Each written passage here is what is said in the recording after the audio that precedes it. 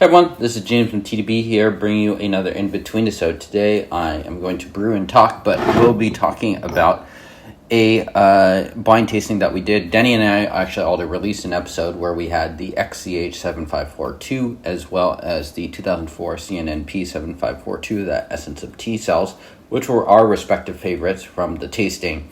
But this is actually the tea that won the tasting, and it was actually, I believe, the cheapest tea in the tasting, and that is the 2008 802 7542 that is specifically sold by Yee On. So it has, the reason why I say specifically is because it has that Yee On storage, which is a part of the tea at this point. So yeah, the tasting was very interesting. We didn't necessarily know what it was about. We were to guess Dayi or not, and it was a mix of kind of more drier stored teas as well as danker teas. I say danker rather than traditionally stored because I don't know that all of them were traditionally stored. The danker teas were basically a Sunsing 2005 with a big leaf on it, which was one of those that was questionably Dayi. I think most people would say probably not. Then there was this tea, the 2008 7542, and the last one was the Mr. Mopar 7542, supposedly from the 90s.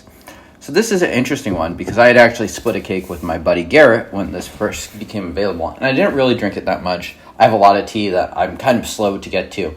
And I realized that it's one that I can actually brew in my big blue pot, despite it being kind of like this factory tea. And I think it's kind of marries those two perfectly, and it really shows you what will happen to something like a decent 7542. Like, this is not even the first batch in 2008, so it's not necessarily a claimed batch at all, but what will happen if you have that kind of punchiness of the tea combined with that really dank traditional storage that Yee On does. And the tea maintains that. It is indeed still quite punchy, and but it's mellowed in a way that I can actually brew this in this big blue pot and have it be not awful in the morning. I don't think this would be like the best brew of the year or anything like that I'm doing in the big blue pot, but it works. It works fine there. It's a tea that now sells for about $100. You pick it on a sale or something like that, you could probably get 15-20% off potentially. So it's definitely not cheap, but it's not expensive either. I think it's a good example if Yee On is shipping to your country, which unfortunately for me it is not currently. I think it's a good example, a very good reference tea to have to just see what it does. I don't know if it's going to be too many people's absolute favorites, but in this wine tasting it actually won. It really does thread that needle between like kind of dank and something nice and punchy.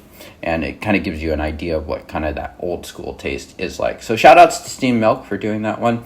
And wanted to just bring this tea on because I don't think we had featured it quite yet. It was a really interesting wine tasting in that sense. Neither Denny nor I put this tea at the very top, but it's one that definitely did stand out.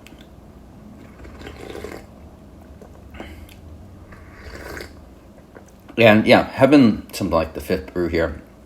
And yeah, it's smooth. It has that dankness to it, but it still has a bit of sharpness.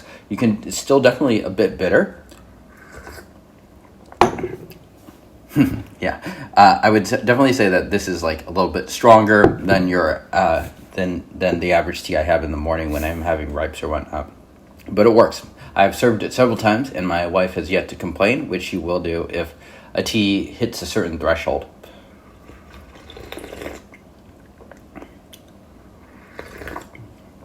Yeah, woody, dank. It's definitely not my absolute favorite of Yee On teas, but it definitely gets the job done. I think it's really interesting. So, very interesting that this won the tasting as well. There were some others that are arguably more acclaimed, so like the 901 7542, which I found to be completely mediocre compared to its reputation. So that was also quite fascinating. The storage definitely makes the tea, though, as one of the reference teas that was included, or the reference tea that was included, is the 802 from Malaysia. Wanted to quickly show the kind of wet leaf here too. You can see that it has definitely darkened up quite a bit from what you would expect from a young tea. So yeah, pretty dark, but it's not like black or anything like that. So you can definitely tell this is still a raw pour, not a ripe. Okay, that wraps it up. Thank you all for tuning in. Cheers.